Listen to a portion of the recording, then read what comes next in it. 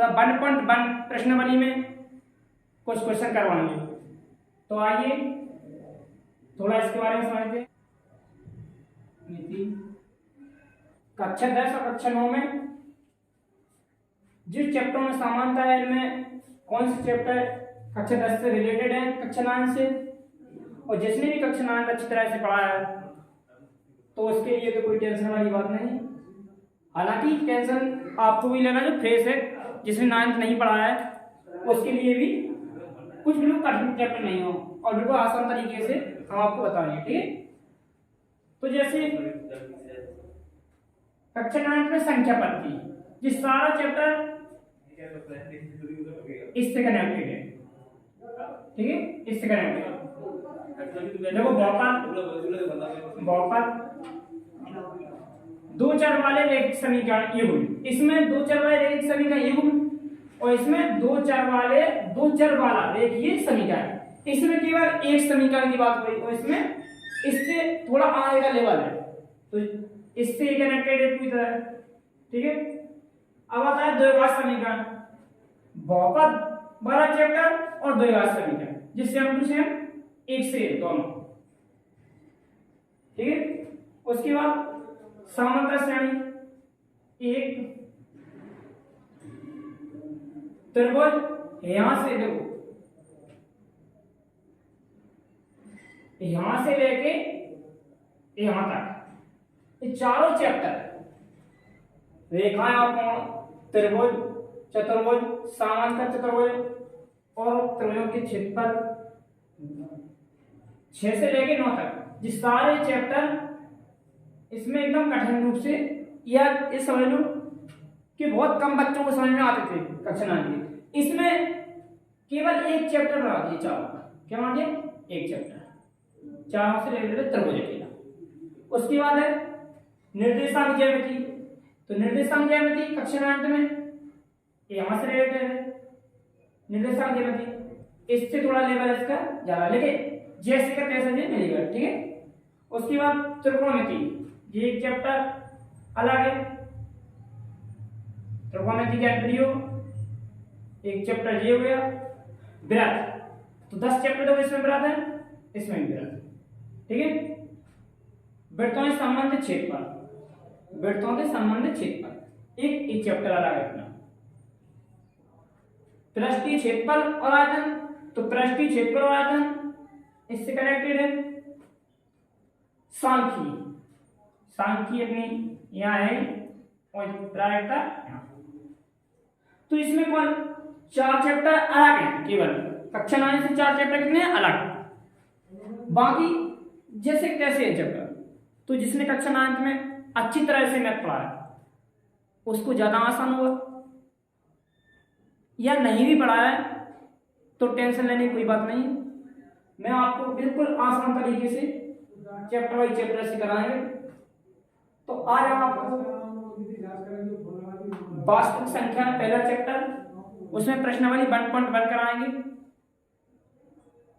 तो इसे नोट कर लीजिए, स्क्रीनशॉट ले लीजिए।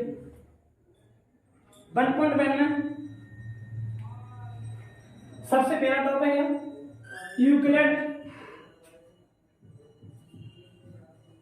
विभाजन,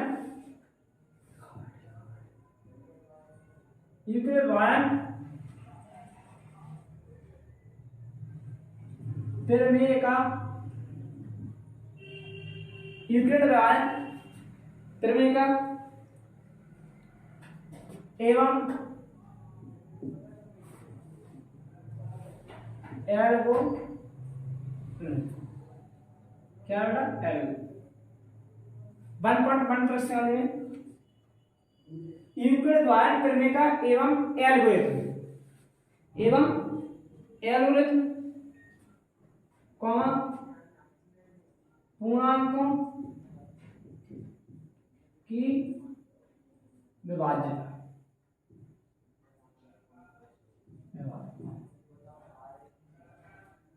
इनके बारे में 1.1 प्रश्नावली में आप जानेंगे।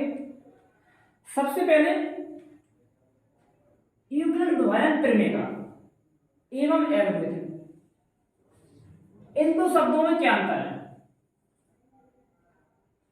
यूक्लिड द्वयन परिमेय एवं एल्गोरिथम। तो इनके बारे में अपन अंतर देंगे। सबसे पहले देखेंगे हम इसको परिमेय का। परिमेय का एक सिद्ध किया हुआ कथन है। यूक्लिड द्वयन परिमेय का क्या है? एक सिद्ध किया हुआ कथन, एक सिद्ध किया हुआ कथन है जिसको अन्य कथनों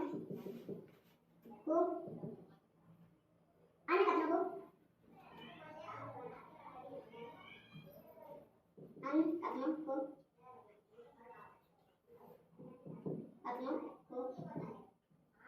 सिद्ध करने में प्रयोग किया। तो क्या है? यूक्लिड द्वयन परिमेय का है एक सिद्ध किया हुआ कथन है जिसको अन्य कथनों को सिद्ध करने में प्रयोग किया जाता है। इसे समझ लो फार्मूला। क्या समझ लो? फार्मूला। एकदम जैसे पाइथागोरस प्रमेय, उसकी सहायता से किसी कथन को सिद्ध करो, उसी प्रकार यूक्लिड द्वयन परिमेय का उसने एक नया शब्द दे दिया, परिमेय का। परिमेय तो अपन सभी ने पढ़ी थी। परिमेय का क्या? कुछ नहीं है, एक सिद्ध किया हुआ कथन है जिसको अन्य कथन को सिद्ध करने में प्रयोग किया जाता है। ठीक है। एल्गोरिथम क्या है? एल्गोरिथम देखो, एल्गोरिथम सुपरिभाषित चरणों की एक श्रृंखला है जिसकी सहायता से विशेष प्रकार की समस्या को हल किया जा सकता है। यह अपन समझ लें एक सुपरिभाषित चरणों की ऐसी प्रक्रिया है जिसे किसी समस्या को हल किया जा सकता है। एल्गोरिथम। और एल्गोरिथम जिस शब्द है जो रेखा गणित है, गणित में भी कई प्रकार होते हैं। रेखा गणित, अल-ख्वारिज़मी, एक नवीं शताब्दी के गणितज्ञ थे। नवीं शताब्दी के गणितज्ञ।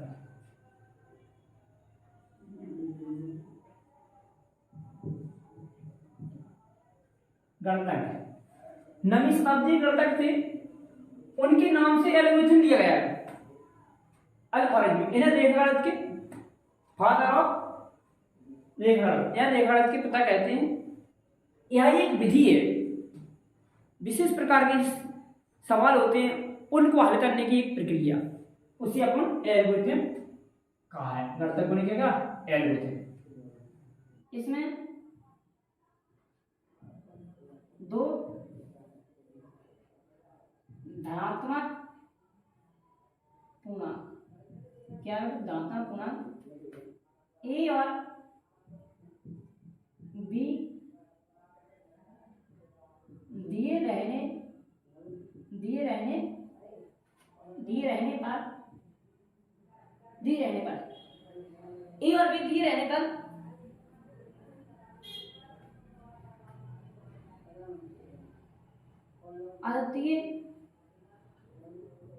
अद्वितीय पूर्ण संख्या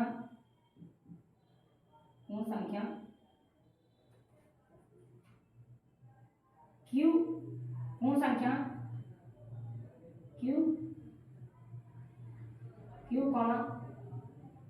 क्यू और आर इस प्रकार विद्यमान है। इस प्रकार विद्यमान है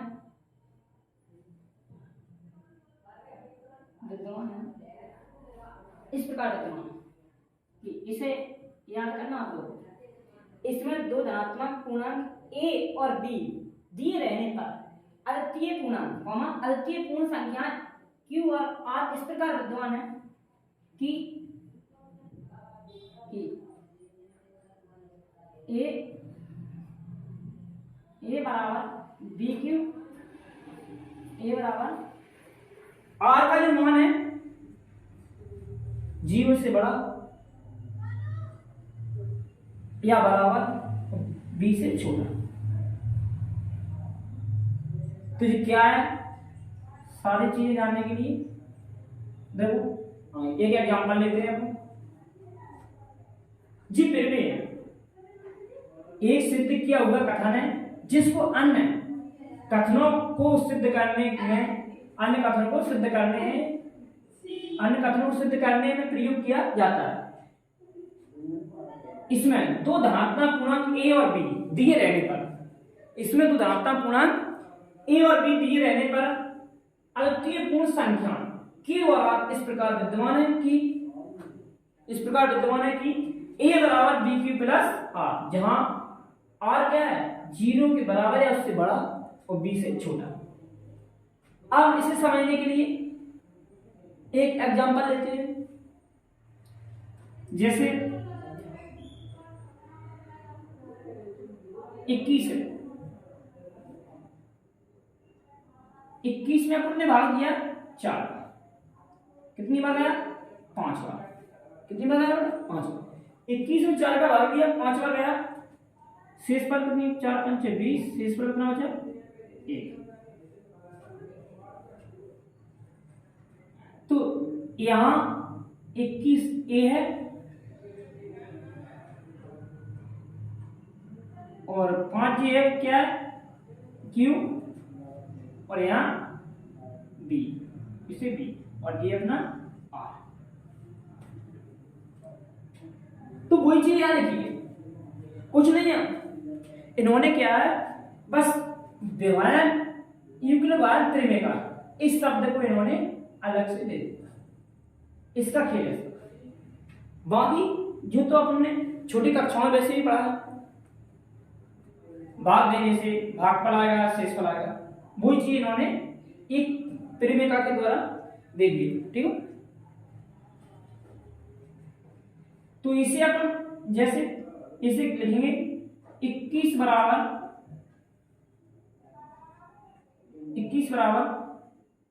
5 गुणा 4 गुणा 5 प्लस 1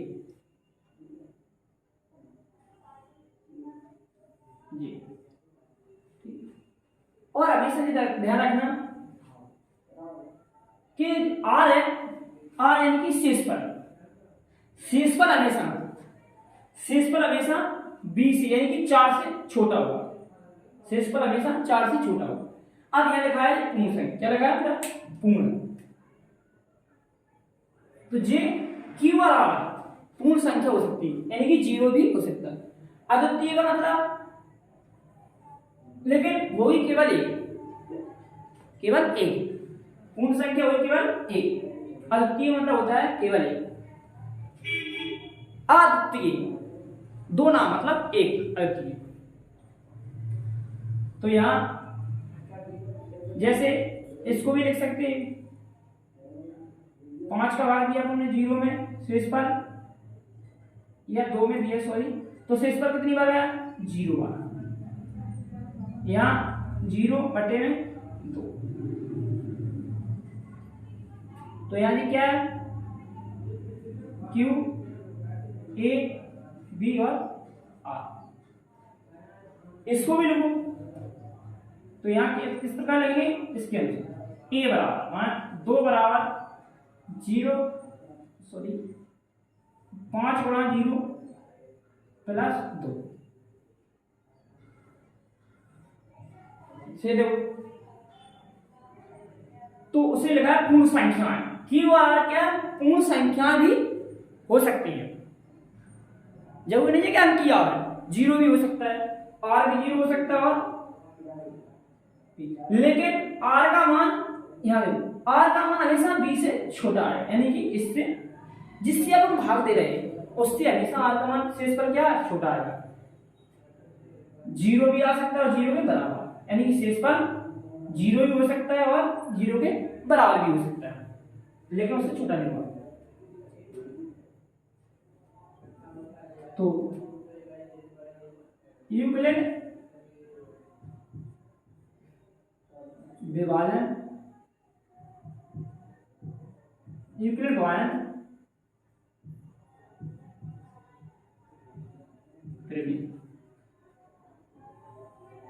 पेपर में कई बार आ सकती है या आई है।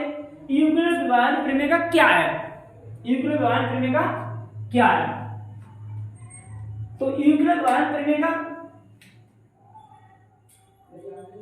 कुछ नहीं है। इससे हम लिखिए भाज्य, या यहां लिखते हैं हम सिर्फ b का भाग देने से q और शेष पर r। इसे अपन लिखेंगे भाजक। ये क्या होता है? भाजक। जिससे अपन भाग देते हैं उसे अपन भाजक कहते हैं, जिसमें भाग देते हैं उसे भाज, जो यहां रहता है उसे भागफल, यहां से शेष।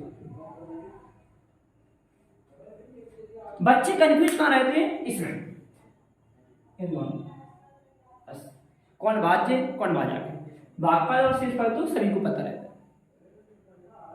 इसलिए इस प्रमेय का नाम है भाज्य बराबर भाजक गुणा भागफल प्लस शेष। पेपर में कहीं आती है तो इस इतना लिखना है आपको, एक नंबर लिखिए, एक शब्द यूक्लिड विभाजन प्रमेय का लिखिए, इससे अपन लिख देंगे। इस यही चीज है जी, लिखिए जी, वही चीज है, ठीक। और एल्गोरिथम, एक एल्गोरिथम कुछ नहीं, एक प्रक्रिया है, यूं समझ लो कि एल्गोरिथम ही इसी, लेकिन जिस चरणों की एक का श्रृंखला है, इसमें फर्स्ट चरण, सेकंड चरण, कई चरण होंगे, इसमें से 10, 15, 2, 3 जो भी होंगे, इसे अपन क्या कहेंगे? सुपरिभाषित चरणों की एक श्रृंखला है। इसकी परिभाषा भी लिख देते हैं, इसे हम पहले करो, इसकी उसके बाद। तो आज क्वेश्चन नंबर पहला, निम्नलिखित संख्याओं का एचसीएफ ज्ञात करने के लिए यूक्लिड विभाजन एल्गोरिथम का प्रयोग कीजिए। निम्नलिखित संख्याओं का एचसीएफ ज्ञात करने के लिए यूक्लिड विभाजन एल्गोरिथम का प्रयोग कीजिए। ये एल्गोरिथम है जिससे एचसीएफ निकालने की एक विधि है। क्या? एचसीएफ निकालने की एक विधि है, एल्गोरिथम विधि। इसकी परिभाषा क्या थी? सुपरिभाषित चरणों की श्रृंखला, जिसको किसी समस्या को हल करने के लिए प्रयोग किया जाता है। तो ये सवाल है, इसमें अपन को यूक्लिड एल्गोरिथम का प्रयोग करना है, और यूक्लिड एल्गोरिथम का प्रयोग एचसीएफ निकालने के लिए किया जाता है। तो आइए अपन इसे सॉल्व करते हैं। इसमें पहले 1 से 35 छोटा है 2 से 25, या अपन इसे ऐसा भी लिख सकते हैं, या 2 से 25 बड़ा है 1 से 35। अब इसको हम क्यों लिख रहे हैं आप लोगों से?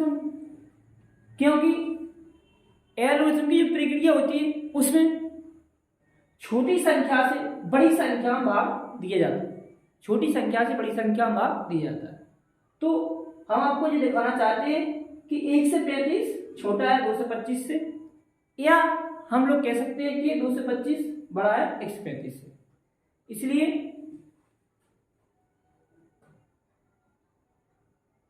1 से 35 भागे 2 से 25 भाग दीजिए, कितनी बार आया? एक बार। 1 से 35 से कम, 1 से 35 शेष पर 0, 12 3 9, 90 शेष पर कितना बचा? 90। तो अपन इसको अब लिखेंगे यहां यूक्लिड विभाजन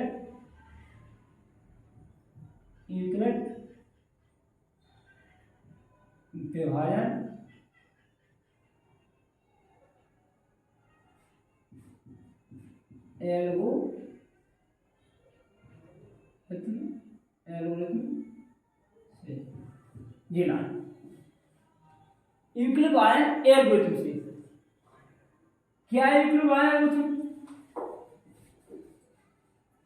फिर भी लिख देते हैं भाज्य बराबर भाजक गुणा भागफल प्लस शेष। भाज्य बराबर भाजक गुणा भागफल प्लस शेषफल। अब कुछ स्टूडेंटों को लग रहा होगा कि ये तो त्रिमिका है,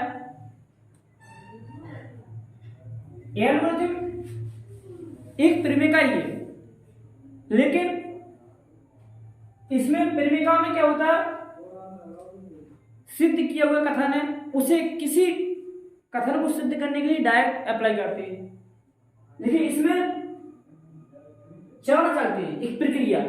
जैसे जी अपना पहला चरण पूरा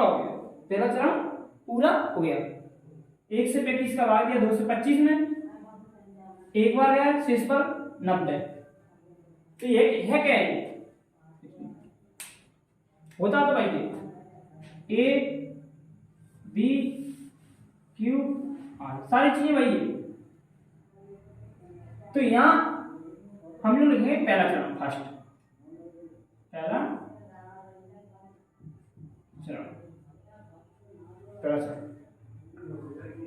क्या होता है? A बराबर फिर में भी होती है A बराबर BQ प्लस R कॉमा 0 और ये। तो चरण A बराबर 2 से 25 बराबर 1 से 35 गुणा 1 प्लस 90। अब शेष पर कितना है? 90। तो यहां पर एक चीज लिखना है, R not equal to 0। R not equal to 0, ये पहला चरण हो गया। अब इसके बाद यहां से यहां अपन भाग का निशान लगाएंगे, फिर भाग देंगे, इसमें भाग का निशान लगाएंगे। अब ये वाली संख्या जो है 1 से 35 यहां भागा रख देंगे, दूसरा चरण चालू होता है। अब 90 का भाग 1 से 35 बार, सॉरी 90 का भाग अपन 1 से 35 में देंगे। कितनी बार आया? 90 का 90 एक बार, शेष पर 5 45। कितना बचा शेष पर? 45। ये अपना दूसरा चरण हो गया। यहां लिखेंगे चरण दूसरा चरण 1 से 35 बराबर 90 गुणा 1 प्लस 45। यहां भी R नॉट इक्वल टू 0। जब तक R बराबर 0 ना आ जाए तब तक ये प्रक्रिया चलती है। जितने चरण बन जाए उतने चरण अपन को बनाने पड़ते हैं, जब तक R का मान 0 यानी कि शेष पर अपना 0 नहीं है। अब इसके बाद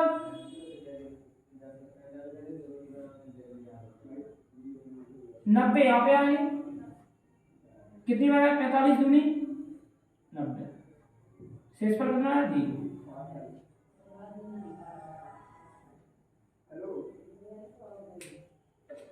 तीसरा चरण हो गया अपने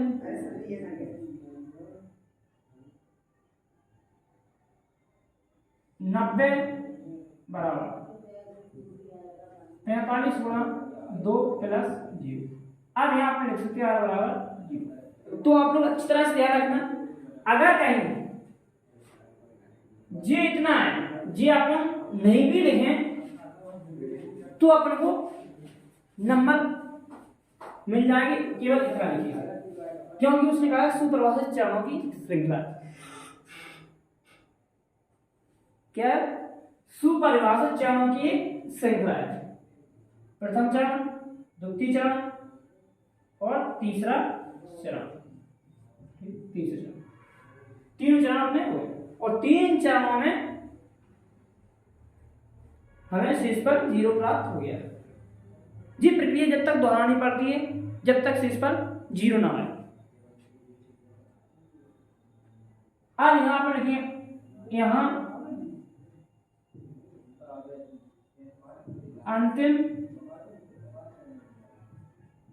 भाजक, अंतिम भाजक कितना 45। अतः 1 से 35 और अतः एससीएल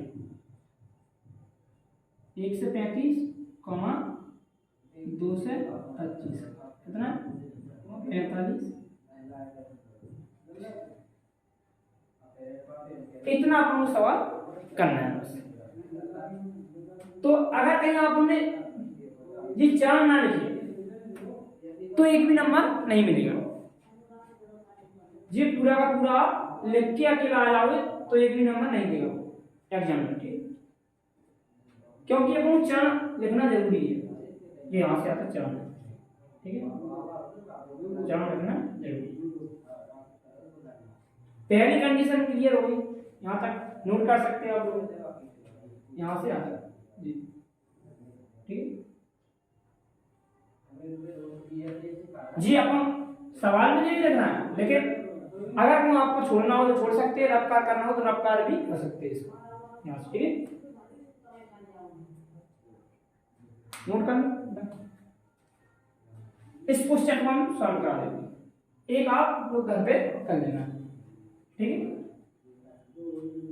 दूसरे नंबर क्या 38,000 2 से 20 बड़ा है 196 चिन्ह लगा 38,000 2 से 20। इसमें अपन भाग देंगे तो सबसे पहले 3 अंक में जाएगा, 3 से 82 कितनी बार आया? केवल एक बार, 196। यहाँ कितना अच्छा 1 से 86, 12 में से 6 गए, 6 बचे, 17 में से 9 चले गए, 8 बचे, और यहाँ कितना बचेगा 186। अब उतारा नहीं है तो 2 का कितनी बार है 186। अभी शेष पर नहीं बचा, अब इतनी बड़ी उसने संख्या ही रख दी है कि एक बार में भाग चला गया बड़ी आराम से, अभी शेष पर नहीं बचा, अभी और 0 रह गया, ठीक है। जो जब तक ना एक पूरी प्रक्रिया ना हो जाए तब तक उसे चरण अपन नहीं कह सकते, क्योंकि शेष पर इससे छोटा बचना चाहिए तब तो वो चरण बनेगा शेष पर। अब 196 का भाग अपन देंगे 1862 में, शायद 9 बार चला जाएगा, 17 से कितना हुआ 64, कितना हुआ 17 से 64, हटाओ 12 में से 8, 16 में से 9, जी अपनी 8 क्या जाएगा जी, कितना आ गया 0। अभी भी अपन शेष तो बड़ा होता है 0 के ले लिए यहाँ से, अब 196 का 9 से 80 में देंगे कितनी बार जाएगा? 5 बार। 9 से 80 आप शेष पर कितना जी, तो जी आ गया शेष। एक ही चरण में इसको पूरी तरह से सॉल्व हो गया जी, एक ही चरण में शेष पर कितना आ गया जी। तो इसमें केवल अपन लिखेंगे यूक्लिड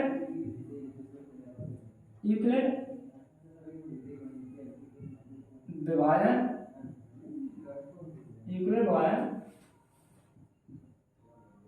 लघु रित्म से। यूक्लिड विभाजन क्या है? वही परिमित भाग यानी 38,220 बराबर 196 गुणा 195 प्लस 0 r इक्वल टू 0। तो क्या लगेंगे अपन यहाँ अंतिम भाजक कितना है बेटा? 196। अंतिम भाजक 196। यदि अंतिम भाजक जिससे अपन ने भाग दिया शेष पर 0 आ जाए तो उसे अपन दी गई संख्याओं क्या कहते हैं? एसीएल। तो अतः एचसीएफ इसका बेटा 38,220 196 बराबर कितना है बेटा? 196।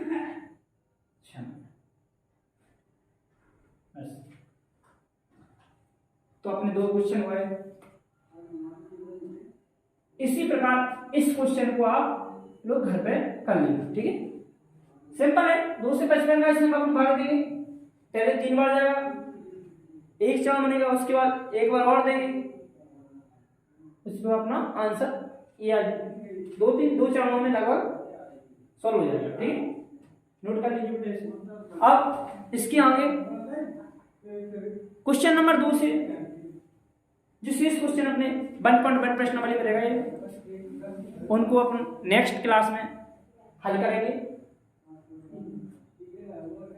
और एकदम सरल तरीके से आप सभी को हम चैप्टर बाई चैप्टर से क्लास 10th का मैथ करवाएंगे, 9th का भी जो भी हो, 9th 10th 11th 12 सभी क्लासों का मैथ हल किया जाएगा।